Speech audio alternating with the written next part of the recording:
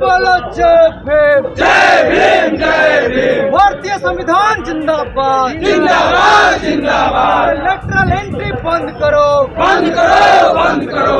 Lateral entry बंद करो बंद करो बंद करो। भारत में जातीय जनगणना लागू करो लागू करो लागू करो। SC एक्ट को बांटना बंद करो बंद करो बंद करो। आरक्षण को 9 अनुसूची में शामिल करो शामिल करो शामिल करो। आरक्षण को 9 अनुसूची में शामिल करो शामिल करो शामिल करो। संविधान पर हमला बंद करो। नमस्कार, CCTV न्यूज चैनल में आप सभी का स्वागत है और मेरा नाम चीफ एडिटर सोनू देव है। जैसे कि हम इस वीडियो में देख पा रहे हैं, बिहार के सिवान जिला के बीचों बीच JP चौक जय प्रकाश नारायण चौक पर से जिस प्रकार से जय जय जय जय भीम का नारा लग रहा है, SC ST OBC माइनॉरिटी को लेकर, अपना आरक्षण को लेकर, अपना संविधान बचाव के लेकर, क्रीमी लेयर को खत्म करने को लेकर, आइए जानते हैं इनके क्या मांग है। एक एक करके हम बात करेंगे। जय भीम जय भीम। भारतीय संविधान जिंदाबाद जिंदाबाद जिंदाबाद। लोकतंत्र जिंदाबाद जिंदाबाद जिंदाबाद। निकलो बाहर मकानों से वर्गीकरण बंद करो बंद करो बंद करो। SC ST में आरक्षण में वर्गीकरण बंद करो बंद करो बंद करो। जय भीम जय भीम जय भीम जय भीम। पा रहे हैं कि सिवान जिला के बीचों बीच हम लोग JP चौक पर हैं। जिस प्रकार से अमरजीत कुशवाहा विधायक जी जिस प्रकार से अपने पूरे एनर्जी के साथ में जो समझाने के काम इन्होंने किया, आपको क्रीमी लेयर का मतलब क्या होता है, समाज को बांटने का काम क्या होता है, तो आइए इनसे हम जानते हैं विशेष कि इनका क्या मांग है। आपका बहुत बहुत स्वागत है हमारे चैनल में। सबसे पहले आपका बहुत बहुत धन्यवाद जो आप अपना यहाँ पर समय दिया और जिस प्रकार से लोगों को समझाने का और बताने का काम किया है, वो भी शांति तरीके से, इसके लिए बहुत बहुत धन्यवाद। आज पूरे भारत के जानते इस वक्त आपको देख रही है, क्या कुछ कहेंगे आज?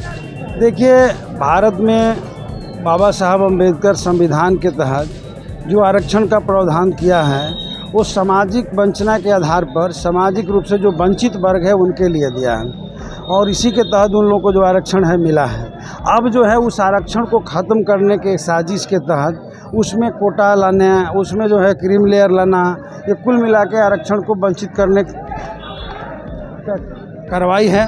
आरक्षण से वंचित करने का कार्रवाई है, एक साजिश है और इस साजिश के हम लोग खिलाफ सड़क पर उतरे हैं। संविधान की रक्षा के लिए सड़क पर उतरे हैं और सुप्रीम कोर्ट के ओर से भी जो फैसला लिया गया, हम लोग मांग कर रहे हैं कि सुप्रीम कोर्ट का ये जो फैसला है वो संविधान के अनुकूल नहीं है।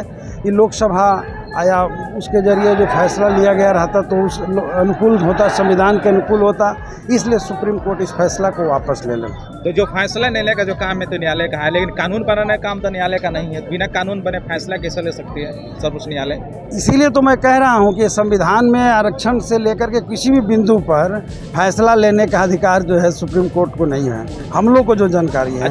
लेकिन आज जो है देखा जा रहा है कि इतना बड़ा मामला जो भारत के संविधान में दिया गया है, जिसमें कोई छेड़छाड़ करने की पार्लियामेंट के अलावा किसी को हिम्मत नहीं है, और आज सुप्रीम कोर्ट कर रहा है, माननीय उच्चतम न्यायालय कर रहा है।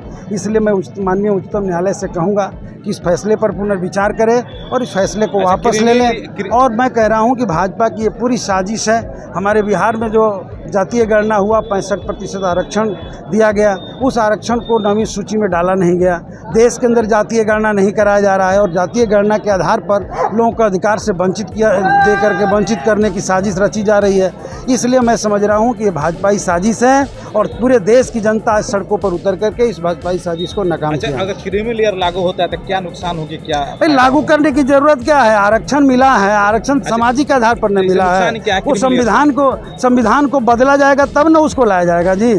वो तो संविधान में लिखा हुआ है कि सामाजिक आधार पर आरक्षण। एक तो मोदी जी ने EWS ला करके संविधान में छेड़छाड़ किया और फिर जो है ये संविधान में छेड़छाड़ किया जा रहा है। तो इस देश में संविधान है कहाँ? संविधान बचाने की जरूरत है और संविधान के भावनाओं के साथ कोई भी खिलवाड़ देश की जनता बर्दाश्त नहीं क्रीमी लेयर में लोग मैंने क्या कुछ लाना चाह रहे? अरे क्रीमी लेयर में वो क्या लाएंगे वो जानते हैं। हम सब जानते हैं कि आरक्षण में किसी तरह का छेड़छाड़ जो होगा वो आरक्षण को ख़त्म करने की साजिश है, वो संविधान के भावनाओं के खिलाफ है और इसको देश की जनता बर्दाश्त नहीं करेगी, लड़ेगी।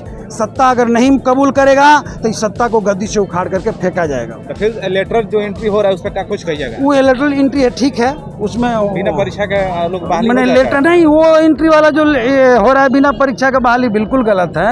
वो जो है लाया गया वो जजों के लिए, वही ना कह रहे हैं, जी, एथी के जी। लिए, IAS के लिए, IAS वो के बिल्कुल गलत है।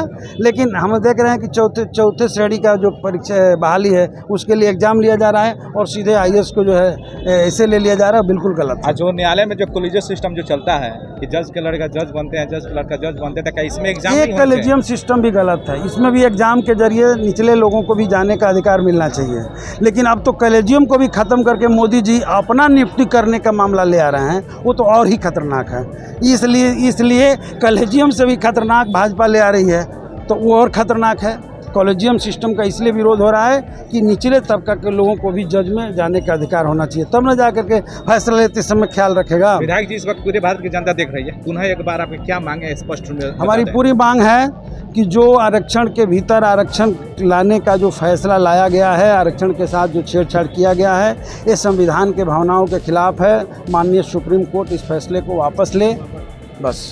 जी, बहुत बहुत धन्यवाद, आपसे बात करके बहुत अच्छा लगा। आज सड़कों पर उतरे हैं, मेरा कहीं से भी ये कोशिश नहीं है कि आप भाइयों को परेशान हो जाए, और इसीलिए हमने इमरजेंसी सेवा को बहाल रखा है, हमने दवा इलाज के लिए लोगों को खोल रखा है, हमने परीक्षार्थियों के लिए खोल रखा है, हमने जो है दूध के लिए खोल रखा है। हम कहीं से भी आम जनता को परेशान करना हमारे एक भी, हम तमाम भाइयों को बधाई देना चाहते हैं कि पूरे अनुशासन के साथ शांतिपूर्ण तरीका से सभी लोगों ने लड़ाई लड़ा है। अभी तक बंदी को यहाँ तक पहुँचाने का काम किया है। एक डंडा भी किसी को पड़ा है क्या? हमने कहीं किसी को तंग नहीं किया है। लेकिन मैं कहता हूँ कि जब बड़े बड़े कोई काम होते हैं तो छोटे मोटे परेशानियां सहनी पड़ती हैं।